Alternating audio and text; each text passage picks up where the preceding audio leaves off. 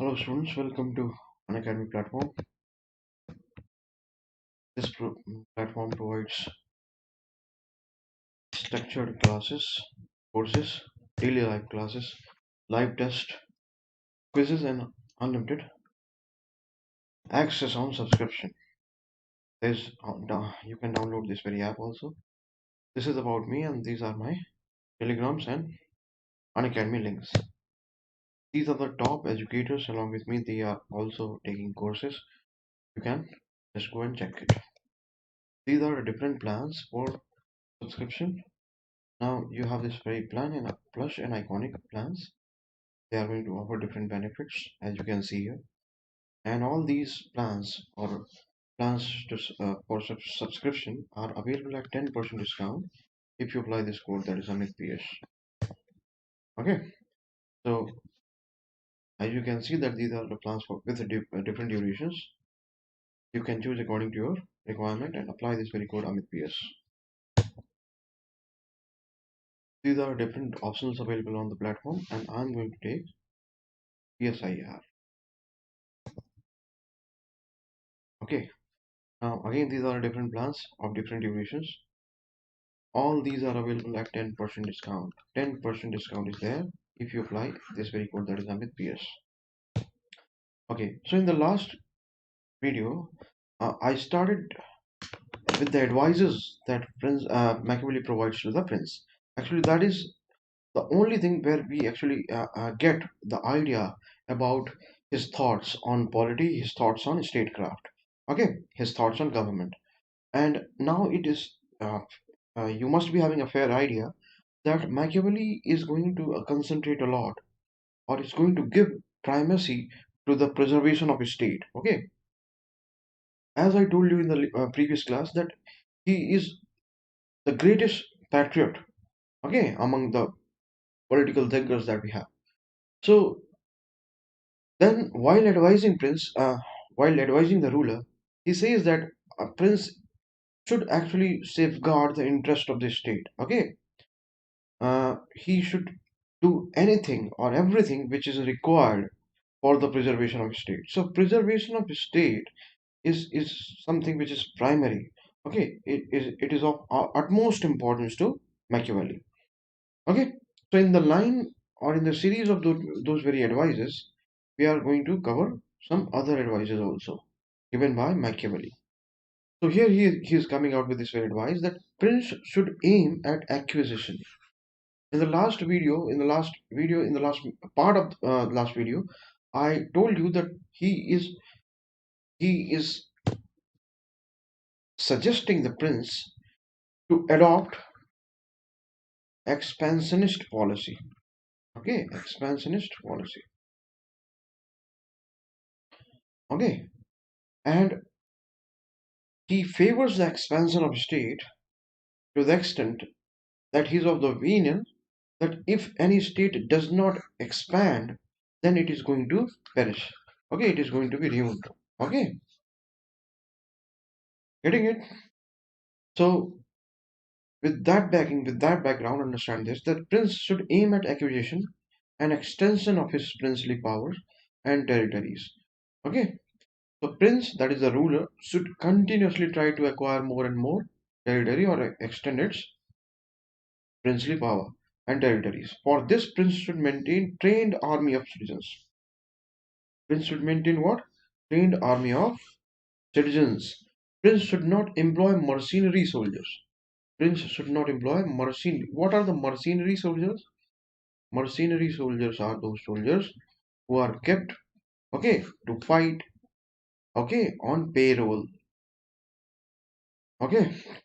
So, for example, if a state does not have the army of citizens, okay, citizens who belong to that particular state, then that state will need to take help of mercenaries. So these are the paid soldiers. So they fight because they are going to be paid. That is okay. So they are called mercenaries. Now it is clear that if any state does not have its devoted citizenry to safeguard its boundary, and it has to rely on the mercenaries, then it is very clear that these soldiers are just fighting for money. They will not be having that conviction, that patriotism, which is required, okay, in soldiers. And that is why Prince is advising to employ not to employ mercenary soldiers, because they become the cause of lawlessness.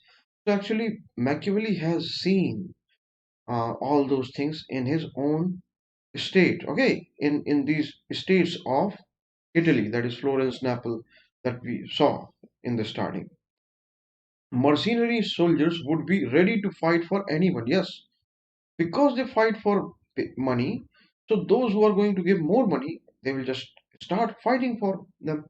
Okay, so they don't have loyalty, that kind of loyalty that is required in case of soldiers, in case of military. Okay, who could afford to pay them large amount, and so they could not be loyal to anyone. Okay,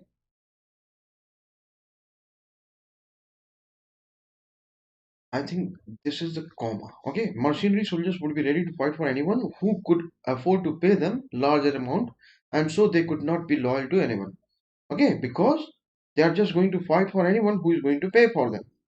Therefore, Prince must maintain a nationalized standing army. Okay, so he is advocating for nationalized standing army, an army which is going to be made, okay, of soldiers, soldiers who will be the citizens in that particular state. Okay, this is important. Now see here, we are going to see again the advices of Prince, advices to the Prince by Machiavelli, and this is in relation to the reputation in public and state affairs. So, what kind of reputation a ruler must try to establish? Okay, here we are going to see that. Before public, Machiavelli is suggesting that before public, Prince should project himself as a strong personality. Okay, Prince should project himself as a strong personality. His attitude in public affairs should be severe rather than mild. So he should look strong. Okay, he should look powerful. Okay, he should look less approachable. That is what he means here. He should aim to be feared rather than loved. Okay, so Prince, the ruler, should aim to be feared rather than loved. Okay, why he is suggesting this? Because if you recall, he has already compared the emotion of love and fear. Because of his pessimistic nature, view of human nature, okay, if you recall the discussion in the previous video, because of his pessimistic view of human nature, Machiavelli believes that because of the timid nature of humans, they are going to break the bond of love whenever it suits their requirement, whenever it is suitable for them. But fear, or the fear of punishment more precisely, is going to hold them together or is going to make them loyal. Getting it? So this is something he has already said. I have already discussed it. And now it is easy to understand that why he is advising Prince to aim to be feared rather than loved. Okay, because the bond of love is very weak, according to Machiavelli. It is the fear of punishment which is going to make people loyal to the prince. Okay, Prince should keep people busy with large enterprises. Okay, so Prince should try to keep people busy with large enterprises, surround all his actions with grandeur, and should not impose heavy taxation. Okay, so should keep people busy with large enterprises means if people are going to be busy with large enterprises, then there is less chances or lesser chances of any discontentment among them. Okay, so they are going to be contented in their life, busy in their life. Okay, I should tell you one thing here, that you must be knowing about the fights in the arenas. Okay, those gladiators, those who used to fight in arenas. Such kind of arrangements were made in Roman Empire. Okay, in order or with the same purpose, that is making people busy. Okay, making or keeping them busy or cherished or celebrated, getting it, so that they are just enjoying the sports meet or these kind of fights. They are not just contemplating that they are being exploited by the noble class. So this was from the ancient time. This was one method, one way of ensuring that people do not rise in opposition to the established order, okay, of monarchy or any kind of rule. Surround all his actions with grandeur. Okay, so he should actually surround all his actions with grandeur. Okay, so there should be a charisma, a grandeur which should be attached to him, and should not impose heavy taxation, because all that is going to create what? Discontentment among people, and that may give rise to opposition, or that may give rise to any kind of uh, revolution, as we understand it in Aristotelian sense. But above all, he must keep his hands off the property and women of his subject. So he is suggesting that a ruler must keep keep himself away, or should not touch the property and the women of the subject. This is something that he should actually keep himself aloof of. Okay, he should not do anything which is unfavorable to the people in these very areas, in these two areas, that is property and women.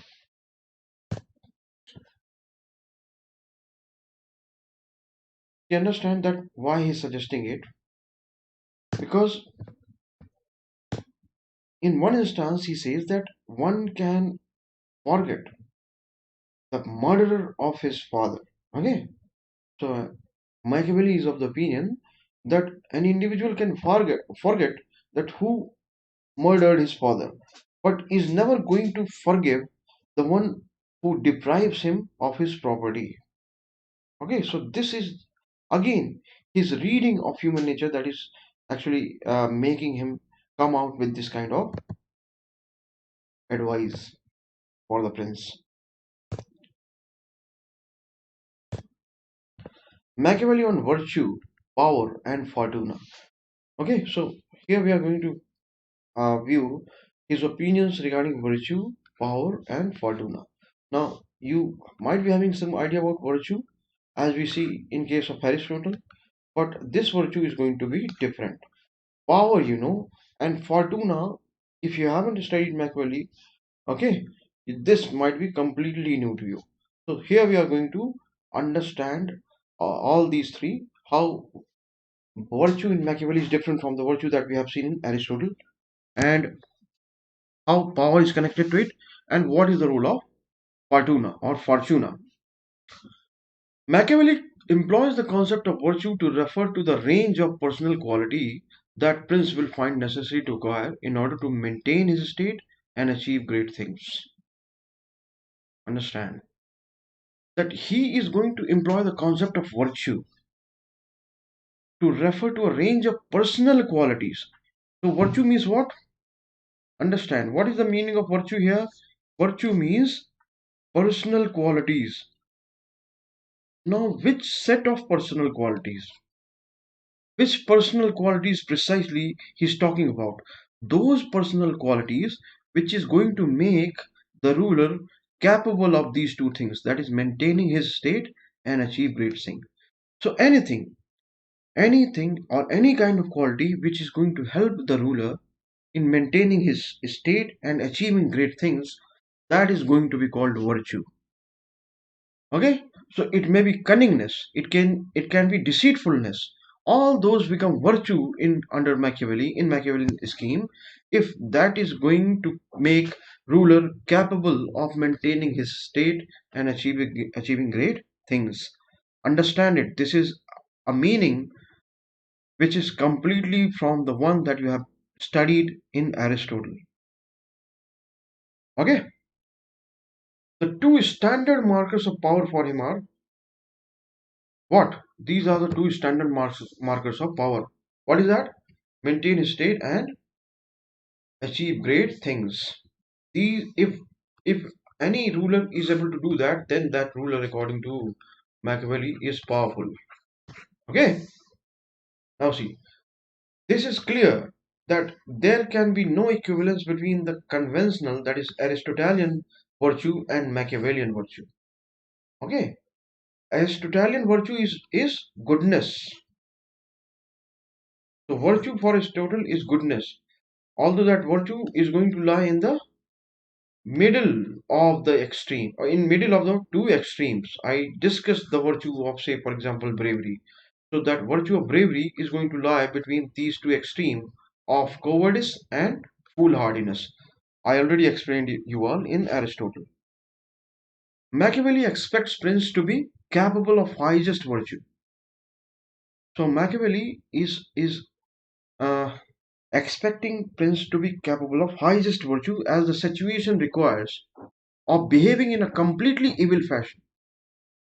Okay, so Machiavelli is here. It is written that Machiavelli is expecting, but what Machiavelli is actually saying, or what is the meaning of this very statement, is this: that Machiavelli actually wants the prince to be capable of behaving in a completely evil fashion if situation demands.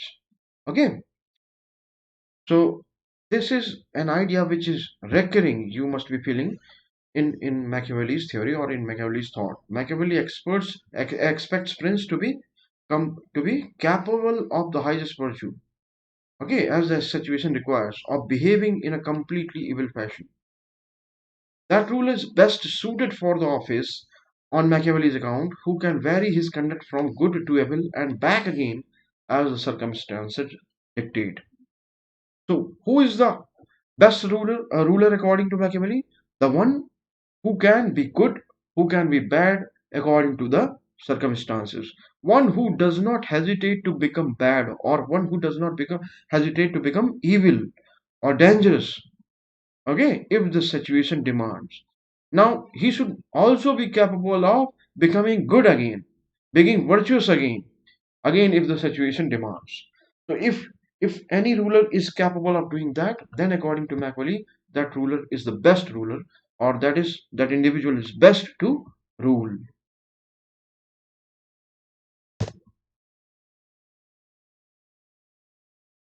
Now understand that Machiavelli sees the politics to be a kind of battlefield. Okay, so politics for Machiavelli is battlefield. You again see and recall the statement of Dunning, that when he says that a brilliant Florentine was the child of his own times. What Dunning means to say here is this: that Machiavelli was the product of his own time, or product of his time. Now, Machiavelli is the product of his time. This is very clear again in this very perception that he has regarding politics, that it is a battlefield. Politics is a kind of battlefield because if you consider the space and time of Machiavelli, politics was actually the battlefield. So Italy of that time is having a lot of problem. Okay, it is being troubled by both inside as well as the outside factors, and politics in that sense is actually a battlefield. So he has seen politics to be an arena of conflict, okay, just like a battlefield, and that is why he comes out with this very remark. Okay, hence the prince, just like a general in the military, hence the prince, just like a general, needs to be in a position of virtue. Okay, so what is virtue? Again recall, virtue is all those virtue is a set of all those qualities, or anything which is virtue is actually a quality which is going to make a ruler capable of maintaining his estate and achieving great things. So this is the virtue. So again read that hence the prince, just like a general, needs to be in a position of virtue, that is to know which strategies and techniques are appropriate for a particular circumstance. Okay, this thus virtue ends up being a closely connected with the Machiavellian notion of power. So what is virtue? Virtue again, virtue is a quality. Which kind of quality? That quality which is going to make a ruler capable of two things: first, maintaining his state, and achieving great things. Now these two things, that is first maintaining his state and achieving great things, are possible only when that ruler wields power. Okay, and this is the connection that is there between virtue and power in Machiavelli's thought. Okay, so that is to know which strategies and techniques are appropriate for a particular circumstance. Thus, virtue ends up being closely connected with the Machiavelli's notion of power. Okay, the ruler of virtue is bound to be competent. One a ruler who has virtue, now that very ruler is will be competent in the application of power, because it is only through the application of power one can maintain his state and achieve great things. Okay, to possess virtue is indeed to have mastered all the rules of application of power. So what is the meaning of possession of virtue? One who possesses virtue would mean that he has mastered all the rules of the application of power. Next, what is the conceptual link between virtue and effective use of power? Understand this. What is the conceptual link between virtue and effective use of power? The answer lies in another central Machiavellian concept, that is fortuna. What we are going to investigate here is the link between virtue and effective use of power. Okay,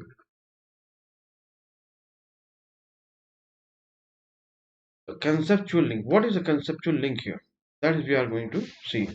The answer lies in another central Machiavellian concept, and that is fortuna. There is link between virtue and power. So it is fortuna which is going to establish the link, or which is actually the link, a conceptual link between virtue and power. Now we are going to see how this is the case. In conventional sense, fortuna is mostly banning. Okay, mostly banning goddess. So a goddess who is banning means she is not dangerous. Okay, banning goddess who is a source of human good. So fortuna in conventional sense is the source of human good only, and evils also. So fortuna, that is the banning goddess, is the source of human good and evils. So fortuna brings good and evil to the people. Okay. Now Machiavelli's fortuna is uncompromising fount of human misery, affliction, and disaster. So just as you saw in case of virtue, for Aristotle virtue was something else, and for Machiavelli virtue is all those qualities. It refers to all those qualities which is going to make ruler capable of maintaining his state and achieving great things. So just like we had two meanings of virtue, here also we are going to have two meanings of fortuna. So conventional meaning of fortuna is actually it means bailing goddess who brings good and evils to the people. Okay. So Machiavelli's fortuna, on the other hand, is an uncompromising fount of human misery, affliction, and disaster. Fortuna in Machiavelli's theory is a very dangerous thing, something which should be avoided. Okay. But Machiavelli is not going to suggest for the avoidance here. Okay, we will see. Machiavelli's fortuna is uncompromising fount of human misery, affliction, and disaster.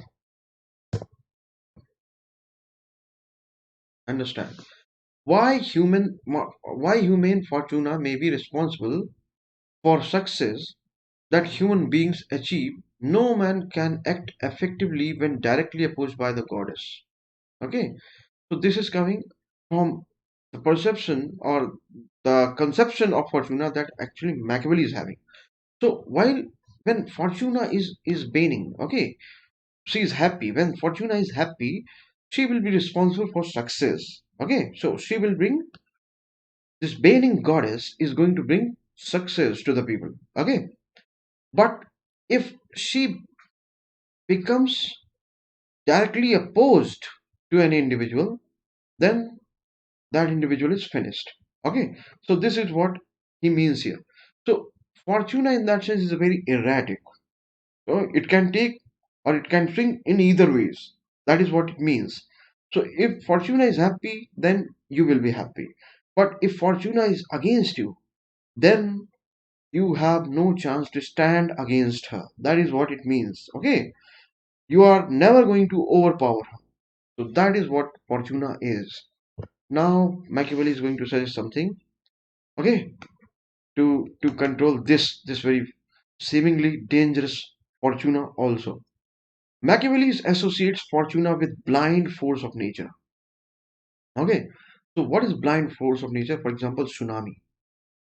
Okay, so if tsunami is not there, then everything is good and fine. But if tsunami comes, no kind of disaster management technique is going to work. Okay, it is going to devastate this coast, no doubt about that. Be it Japan or any other country, this is going to cause devastation. Okay, wherever it hits. So that is what we call the blind force of nature. So Fortuna is that tsunami. Okay, he asserts that Fortuna resembles destructive force of nature, which brings torrential floods. Okay, and devastation. It is not blood; it is floods, torrential floods and devastation. Okay, he also compares Fortuna with a woman. Okay, so he compares Fortuna with a woman.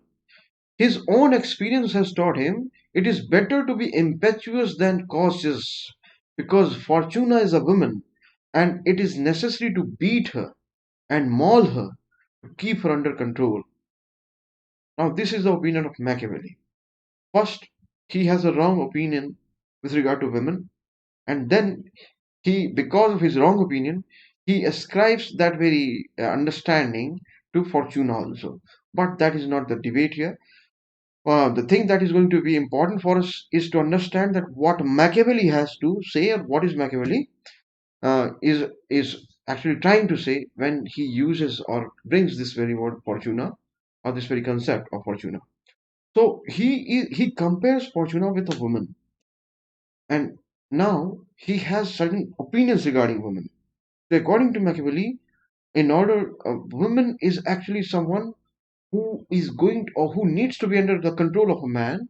Okay, and in order to control a woman, one male man should actually be able to dominate over her, to beat her and to maul her, to keep her under control. In other words, Fortuna demands a violent response from those who control her. Okay, so Fortuna is going to demand or demands a violent response from those who control her. Okay, so Fortuna, what is the relevance of Fortuna over virtue and power here? Now, this is going to be important because now we are going to establish the link here. This wanton behavior of Fortuna demands aggressive response. Okay, so this wanton or erratic behavior of Fortuna is going to demand what? Aggressive response. Otherwise, she takes advantage of those men who are too retiring or effeminate to dominate her. Getting it? Throughout in Machiavelli's account, Fortuna is depicted as a primary source of violence. Okay? And as antithetical to reason. Thus, Machiavelli realizes that it is only the preparation to fight against Fortuna that will ensure preservation. Getting it? So what he is saying that Fortuna is going to be very erratic, very unpredictable. Okay, her behavior is very wanton. So she can do anything. Okay, so nothing is guaranteed about it. There is no surety about her conduct. Okay, about her intention. And the only way for self-preservation is what? Is the preparation to fight against Fortuna. That only will ensure self-preservation or preservation. This is what virtue provides. See the link here. So what virtue provides is the ability to fight, to respond to Fortuna in a different circumstances. So why Machiavelli is suggesting for virtue or why Machiavelli wants that prince should carry virtue or should hold virtue, because it is virtue which is going to make again the prince capable of responding or fighting against Fortuna. Okay, getting it? Machiavelli on religion. Again, this is going to be important. Now understand that just like we have seen in case of morality and ethics, there I told you that Machiavelli is indifferent to morals, indifferent to morals, indifferent to morals. And he says that morality should not guide politics.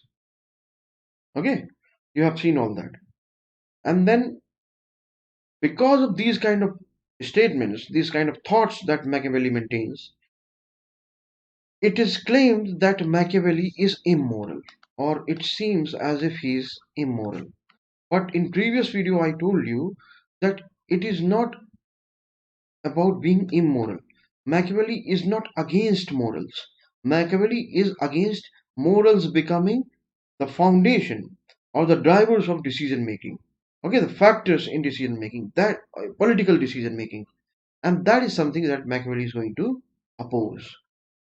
Similarly, on the same line, you should understand that indifference to moral would not mean that Machiavelli is immoral. It would just mean that he is not giving any regard to morals. Okay, he does not provide any regard to morals or regard or importance to morals, and that is why the correct or more correct word for him would be not immoral but amoral. Okay, amoral. Someone who is not concerned about morality. Now, someone who is not concerned about morality doesn't necessarily need to be immoral.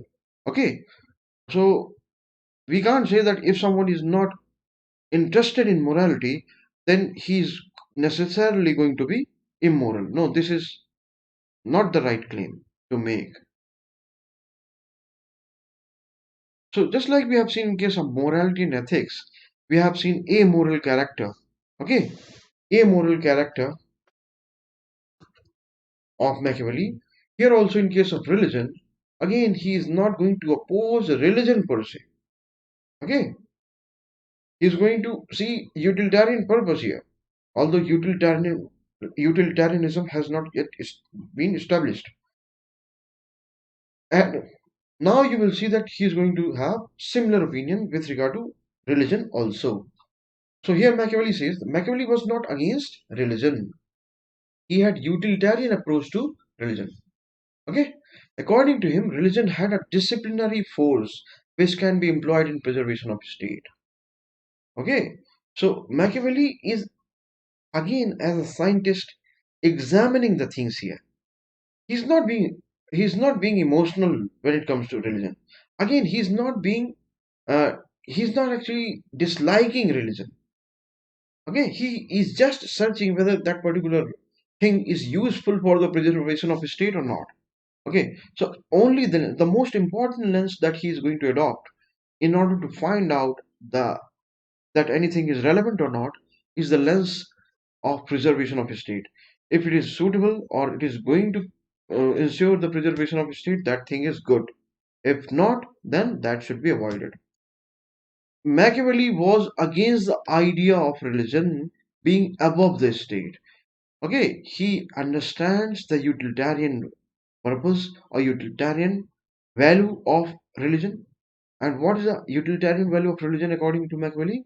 This is this that Machiavelli says that religion had a disciplinary force, and that force can be employed to make the state safe.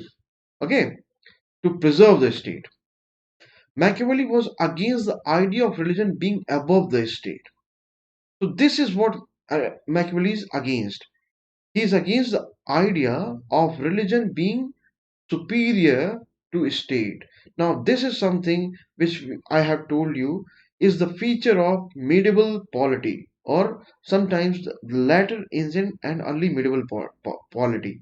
Okay, even to the age of Machiavelli, this was actually the condition because religion was actually dominating the state. He was also against the institution of church and its command over the affairs of state. So he's against the institution of church. That doesn't mean that he's against religion. Okay. So if I do not like, say for example, the priest in the temple, that doesn't mean that I do not follow religion or do not believe in the deity there. So same kind of argument is being made here that institution of church is the symbol of organized religion. Okay.